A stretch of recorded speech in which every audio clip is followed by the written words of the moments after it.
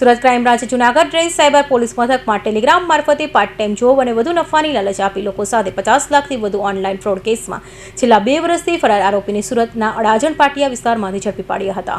Junagadh range cyber પોલીસમાં નોંધાયેલા 50.51 લાખના સાયબર ફ્રોડ કેસમાં સુરત ક્રાઇમ બ્રાન્ચે ફરાર આરોપીને ઇનામ મોહસૂન મોહમ્મદ ઉમર કટપીસવાલાની ધરપકડ કરી છે.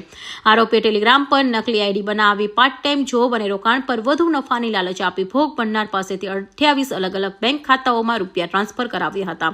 આ કેસમાં અગાઉ અન્ય 7 આરોપીઓની પણ ધરપકડ થઈ ચૂકી છે. પોલીસ તપાસમાં સામે આવ્યું છે કે આરોપીએ મ્યુઅલ એકાઉન્ટ મારફતે છેતરપિંડીની રકમ એકત્રિત કરી તેને ક્રિપ્ટોકરન્સી મારફતે વિદેશમાં મોકલતા હતા.